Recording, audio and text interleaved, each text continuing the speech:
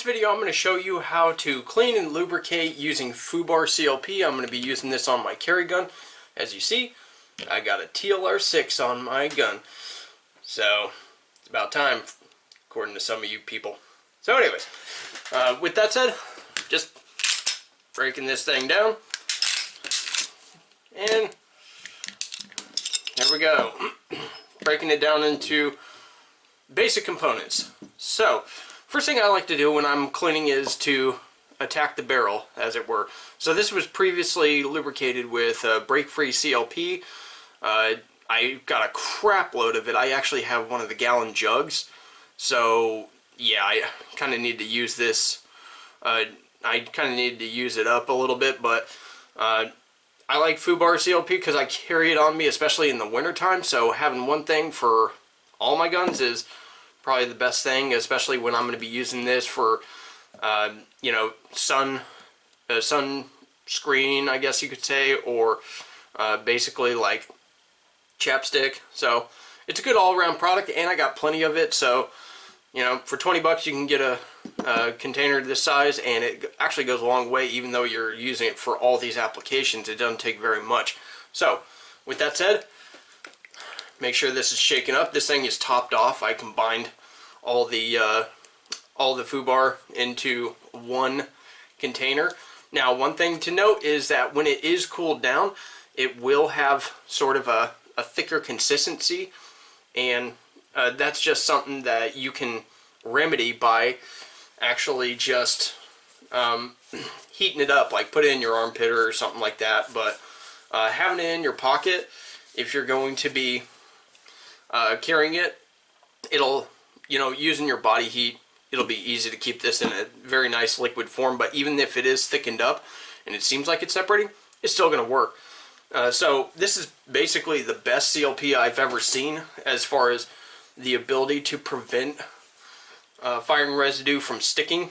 So this is actually pretty well caked on here, and yeah, so this stuff is pretty well caked on here, as you can maybe see. So it didn't come off with, you know, easy swipes, and that's kind of the way brake-free is. You do have to lubricate it in order to help it. So what I'm going to do is I'm going to do a general wipe down, get what I can off of there, and then I'm going to use Fubar CLP and let it sit there. And I'm going to do the bore and the outside. So I like to go after the barrel first because it has to sit there, and it's kind of like conditioning a frying pan. So with that said, I'm going to start with a bore snake and push out all the extra crap. So there we go.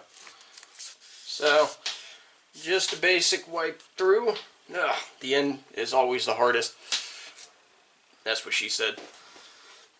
So this will be used, the bore snake will be used at the end to kind of get out all the cleaning solution parts for the Fubar. So anyways, I'm running low on battery, so let me get my battery out here to plug into my camera. So there we go. So how about that? A little bit of reality there. Yeah, I'm actually filming this with a camera. You're not just here teleported. So I'm going to put some on here and on the outside, and then I will basically just rub it on. And definitely want to work on the crown. The crown typically gets a little ugly, so that's a good place to work on as well. So yeah, get it nice and, you know, thoroughly on there. So Fubar just uses, you know, basic essential oil like avocado oil and stuff like that, coconut oil.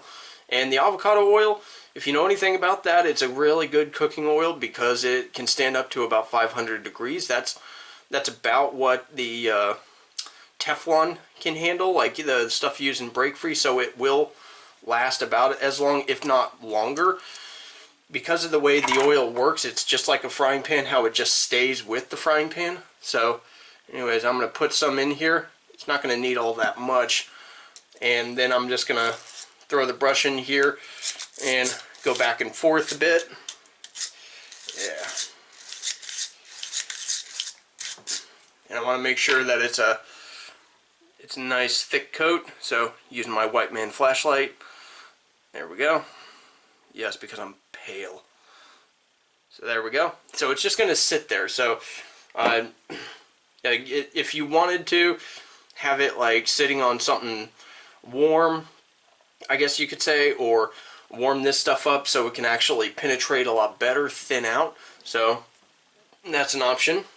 So next step is basically going to the slide for me, because I'm going to lubricate some of the points once I wipe them off, and you're not really going to have to lubricate them and then go back through. I just basically leave it in place, put a thin film on there, and you know, if I wanted to, I could actually break this thing down and clean it a couple days later. As you can see, I've gone a while without cleaning this thing, and really you don't need to clean your guns that intensely today. I mean, I know I was a Marine and stuff, and you know, we had to be diligent about cleaning our guns, but the reality is a lot of that reason was just for presentation, the poster boy image. We didn't really need to clean our guns all that much depending on the environment we were in, and really we didn't need to lubricate our guns all that much.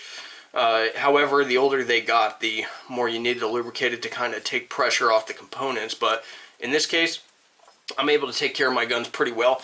I do still have some crap sitting here on the breech face in these little corners and stuff, and especially under the extractor. So getting some of this under here is going to be, you know, a good idea. Getting it off the breech face. Some people are like, oh, stay away from the breech face because it'll get into the firing pin channel. Who cares? It's going to sit there. The likelihood of it actually causing a buildup, I've never seen it actually cause the thing to actually fail. And I like to put it on this channel because the rounds will basically glide against here and just rub the excess on the striker itself. That'll help with keeping it nice and smooth. So the good thing about using your hands with this stuff is you can actually ingest Fubar CLP, and it's actually a really good moisturizer as well. And a little bit goes a long way. So also working on this area, just trying to clean it up, make it look a little nice. And then this point right here, man, my lighting sucks for this video. I'm sorry about this, but for those of you who don't know how to clean a gun, this point, this wall right here, where the barrel front point right here pivots, that's an area that you do want to lubricate. Keep that from building up all that much. So that's pretty much it. Now you can lubricate this firing pin safety plunger, but I'm not really all that worried about it. It's just rudimentary, or not rudimentary, but it's just basic cleaning. So for this part, just wipe off the rail channels and stuff, and yeah, this thing is pretty nasty, but it functions really smooth. Even if it is nasty, it kind of builds up the areas and helps prevent a lot of clanking and shattering and stuff like that, because typically the parts are fitted a little bit loose in certain areas, and typically the more buildup there is, the more it fills in those gaps and it just glides. So cleaning your gun religiously doesn't really help that, because sometimes you get chatter where it's just bumping up against these rail channels and causing more shock than anything. So you'll notice, if you aren't basically impulsively cleaning your gun every time, you'll notice that the recoil somewhat goes down a little bit, because it's filling in those areas where it can. It does take down the recoil, or it's taking down the shock to the frame a little bit. Now, there is a point where it builds up too much and it can hinder performance, but that's a long way away, especially with ammunition, with how clean it burns. Even the wolf ammo and stuff like that, you're not really going to have to worry about it all that much. So anyways, after this, I lubricate the sides and sides of the rail channels, or the rails, and then right here where the locking block cams, maybe not the locking block, but basically where the barrel cam's at, and it's still pulling off some stuff. That's something that Fubar does really good. It definitely does get in and, you know, penetrate underneath the firing residue very well. So if you want to work on something for the firing pin channel, then work on this piece right here and the reverse side of it, because that's what's actually pushing up against it, so it can take down the tension a bit. So anyways, that's pretty much it. So enough time has passed by to where I'm actually just going to run this nylon brush through, and it's actually spitting out some ugly, so that's good. And I'm not expecting this thing to clean all that much. The beauty of Fubar CLP is what it actually does best is prevent firing residue from building up and being a pain for the next cleaning process. You could literally run a bore snake through even after about 500-600 rounds, and the thing will come out clean. That's where this thing has become my favorite, because I've never seen a CLP or even a general cleaner do that. Some people say Hoppy's number 9. Yeah, well, I don't know. I don't know about that, because even with Hoppy's number 9, I noticed that I had to do a lot of work. This stuff is, you know, effortless. So there we go. It's nice and shiny. Yeah. Now I don't want to wipe it down too intensely. Just take off some of the excess that's carrying some of this firing residue. Get it onto the rag. And I know some people are like, oh, the CLP's just pushing all the fouling around, or all the firing residue. That's BS. But anyways, just an example that yes, this thing is not really the best cleaner. Look at the area in front of the front part of the rifling. It's not going to clean it all that well the first time. But what you can do is put a nice coat inside the barrel, and the longer you let a barrel sit with this stuff in there, the better it's going to be able to work on it. And the warmer it is, the better it's going to penetrate. So I usually just lube my barrel anyways, and also the crown, just to keep it from getting all nasty with firing residue. So anyways, that's pretty much it. So this part's already lubricated, and it's got enough lubrication, so when it gets warm, it's going to thin out. It's a little thick right now, but the hotter it gets, the more it thins out and turns into a fine liquid, just like in your frying pan. But if you want, you can put an extra layer. I'm just transferring it from the nylon brush. So from here, I'm going to put a little bit extra in the area where it cams at. And obviously, I mean, it kind of goes without saying what that's for.